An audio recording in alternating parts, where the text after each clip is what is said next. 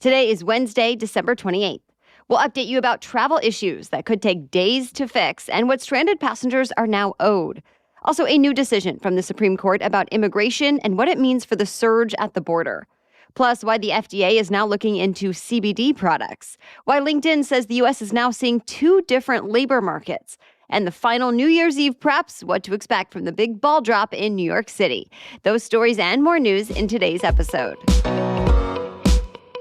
Welcome to The Newsworthy. All the day's news in around 10 minutes. Fast, fair, fun, and on the go. I'm Erica Mandy. Thanks so much for being here. You ready? Let's do this. It's expected to be another brutal day for Southwest Airlines customers as the company deals with what industry executives and analysts are calling the biggest operational meltdown in Southwest's 5-decade history. Thousands more flights are already canceled today, and overall, Southwest has canceled about 11,000 flights since late last week. Remember, the airline's troubles are partly because of the extreme winter storms, but also how the flight routes are structured and outdated technology, on top of staffing shortages and employees being out sick. Really, things have been snowballing since the weekend. So people have been standing in long customer service lines, waiting on hold for hours, and sleeping in the terminals, all while huge piles of luggage are growing at airports. Now Southwest says it's trying to get back on track by limiting how many people can book flights over the next few days. The airline CEO says the point is to just keep people from booking trips that might ultimately be canceled and have the flexibility to rebook passengers who have been stranded, some for days now. The airline has created a section of its website just for people to request refunds and get reimbursement for missing bags. Also, Southwest says it's been booking hotels and rental cars for people who are having trouble getting where they need to go. Still, the Federal Transportation Department says it's concerned by the airline's rate of cancellations and reports of slow customer service, and lawmakers are promising their own investigation in Congress. Well, the historic and brutal winter storm that started all that travel chaos just keeps getting more severe. The Buffalo, New York area has gotten about 49 inches of snow in recent days. On top of all the snow, people there have been dealing with extreme winds and frigid temperatures. And sadly, this has now become the region's deadliest storm in more than 4 decades. More than 30 people died in the Buffalo area alone. And officials say they're trying to make sure that number doesn't keep growing. So they've carried out hundreds of rescue missions. And crews have been working to clear roads to create pathways for emergency vehicles. Also, National Guard military police are enforcing a driving ban. Thankfully, it looks like people in the area are in for some relief today. A warm front is expected to move across New York State, finally raising temperatures above freezing. Another intense storm is impacting millions of Americans this week, this time on the West Coast. More than a dozen states out west are getting powerful rain, wind, and snow. Already, wind gusts have topped 80 miles an hour in a few different states, causing damage that knocked out power to thousands of homes and businesses. And heavy rains have been falling from Washington to California. Because of that, there are also concerns about flash flooding from Seattle to the San Francisco Bay Area. And in the mountains, it's snow in the forecast. Certain areas could get up to 3 feet this week. That's good news for California's snowpack, which is a critical source of water in the state, and is already off to a good start for the year. But because of the snow, officials are also asking that people be extra careful out in the roads. Well, the controversial border policy known as Title 42 is going to stick around after all, at least for the next several months. The U.S. Supreme Court decided to keep it in effect while legal challenges continue. The decision came down 5-4, but it's not clear how justices will rule next time, since the court decided to hear full arguments on the case in February. And that means a final decision will likely come in late June. As you know, Title 42 has been in place ever since the early days of the pandemic, letting border officials quickly expel most undocumented adults right away without giving them an asylum hearing, all in the name of public health. The Biden administration has been trying to end this for months now, saying it's no longer necessary at this stage in the pandemic. But it's been facing opposition from Republican-led states that say the border cannot handle the influx of migrants that would come from lifting this policy. In fact, right now, several thousand migrants are gathered on the Mexico side of the border, just waiting for the policy to be lifted. And even with Title 42 in place, border resources have been overwhelmed with thousands of people still crossing into the U.S. every day.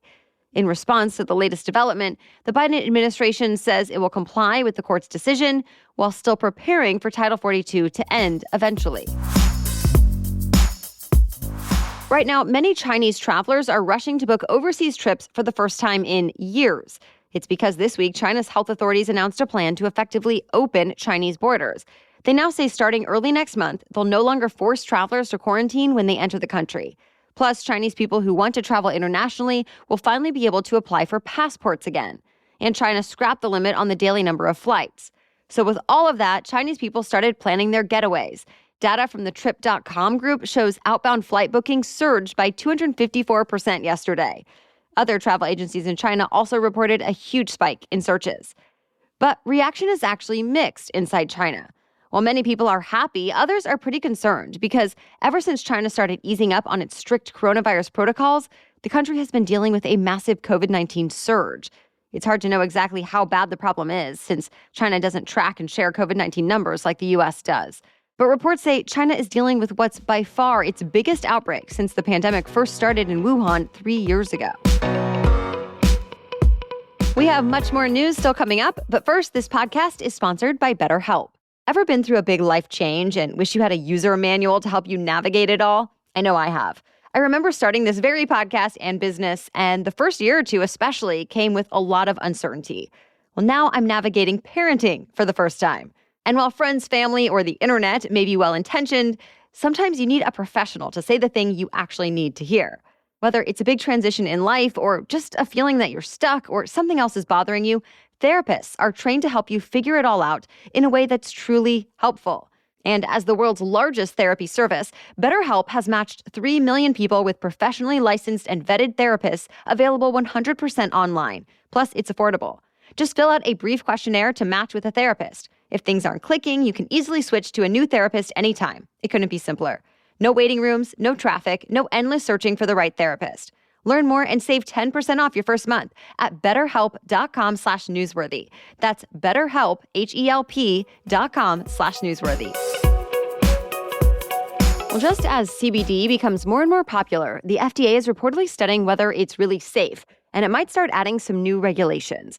You've probably noticed the cannabis compound has been popping up in a lot of food and dietary supplements. But the Wall Street Journal cites FDA officials who say there's still a lot they want to know. Like, can you safely eat CBD every day? Can you eat it during pregnancy? And more. But research is still in the early stages. And there is some evidence there could be side effects for certain people, like drowsiness or stomach issues.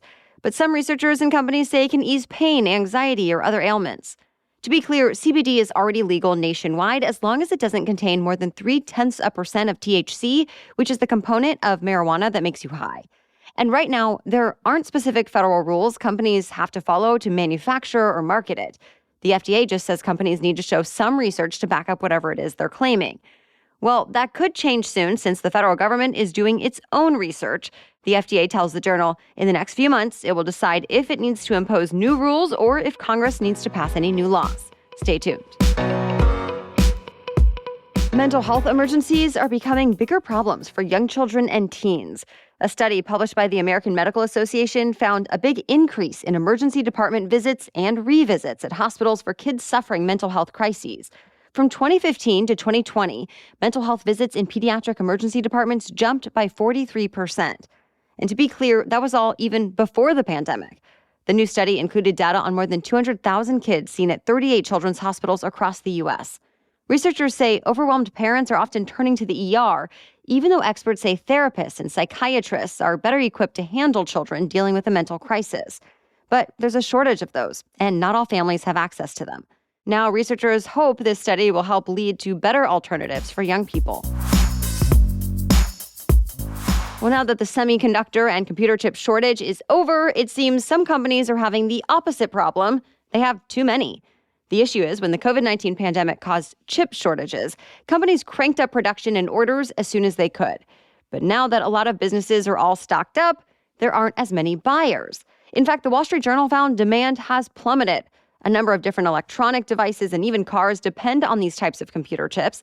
But with rising inflation, economists say Americans are spending less on electronics, toys, and appliances in exchange for more necessary items like food, fuel, and rent. Now the change has even forced some semiconductor manufacturers to lay off workers. The silver lining for consumers is that prices on some of the products may be down as companies work to get rid of their inventory. especially since experts don't think demand for semiconductors and chips will bounce back until sometime next year.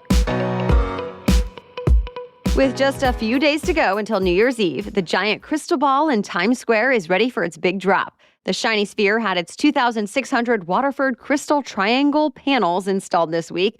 All the crystal pieces are what give the ball its sparkle and that one-of-a-kind kaleidoscope effect that we see.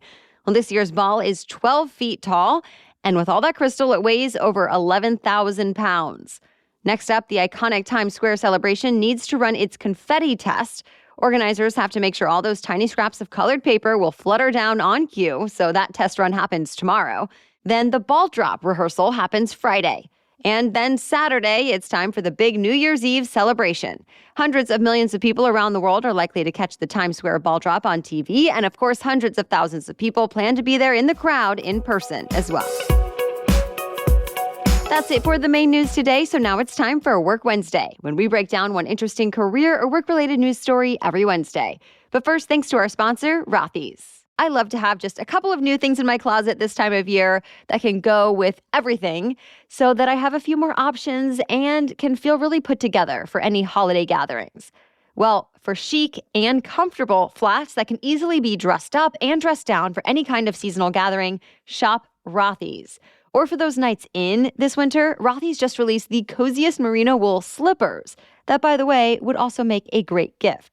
I love merino wool. My first pair of Rothy's flats were merino wool, and they've been comfortable from day one, and they still are today, years later.